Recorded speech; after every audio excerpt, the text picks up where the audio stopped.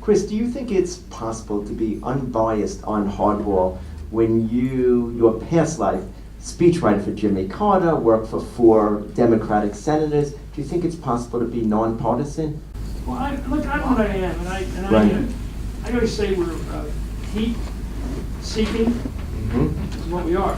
We're heat-seeking. When I get together with the meeting in the morning, I say, we're going to talk about taxes, huh? I don't know about that. Numbers? I don't do numbers. I do TV. And I understand the issues that drive people's... I always look for stories with legs. But just a minute, I'll tell you what I do. You ask how I'm biased. I am biased towards stories with legs. Don't tell me about the one-offs, the one-night wonders. I want a story that's going somewhere. You know, Hemingway used to say, love French cafes because there was always a really good crime story to read about in the paper.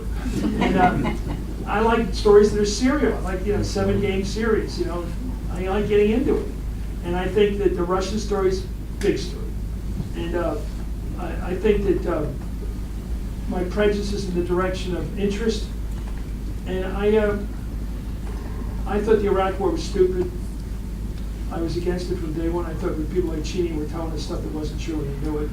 And the ideologues were for it because they were for the war because they're just hawks.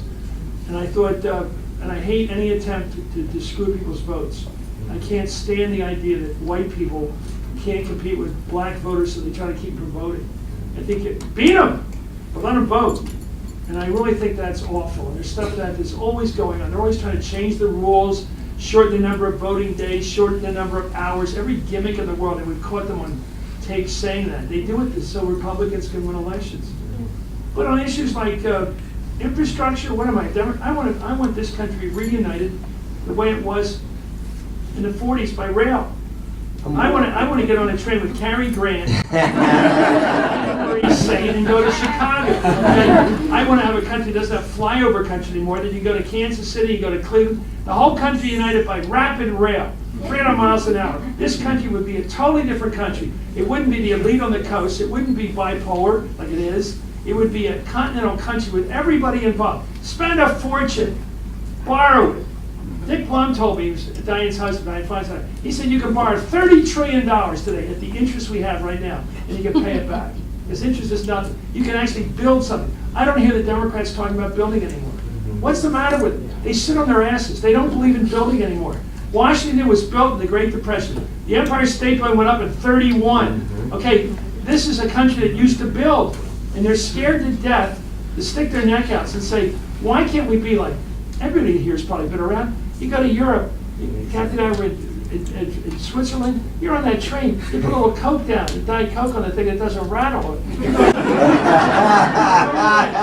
In China, the cities you've never heard of, Hangzhou, you ever hear of it? It's got 7 million people. They're built, the construction cranes are up on Friday night. They build. And I think I just think we should be a building party and put people to work. And I don't know why the unions aren't demanding it. I mean, the real union, the construction trades. Why aren't they pushing it? Chris, just getting back. Who was the great PR guy? David. You're talking about Rubenstein? No, the great political guy. He said, replace the smell of decay with the smell of construction. And I just think that we don't build, and I don't know what Nancy Pelosi's doing. Why isn't Steny Hoyer, Nancy Pelosi, all of them, Durbin, Chuck, why aren't they pushing the unions and the Democrats to start rebuilding the country again? Instead of, nickel and diming all this stuff, and, well, we don't like going out. But there's nobody doing anything that's exciting. And Chris, you're mentioning these individuals, and let's flip it even on the Republican side. Some of these individuals... Lincoln built the Transcontinental Railroad in the middle of the Civil War. Exactly. In addition to that, he passed the Morrill Act, which created scientific farming in this country, which to this day separates from the world. Because all the Ohio States, Penn States, all those land-grant colleges were all created by the citizen. Huh? Well, what the hell? Cornell. And they were all built, part of Cornell. They were all built because we said we're going to be the scientific agriculture of the world, and we are today because Lincoln did that in the middle of the Civil War, with half the country fighting them. It takes nerve and it takes adventure.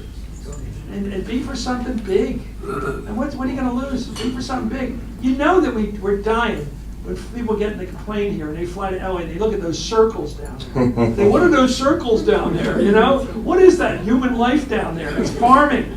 You know, and it's like we get to be elitist about it. And, you know, I'm going to the coast. You know, no, you're not. I love the old joke. Where'd you go on vacation? I don't know. We flew.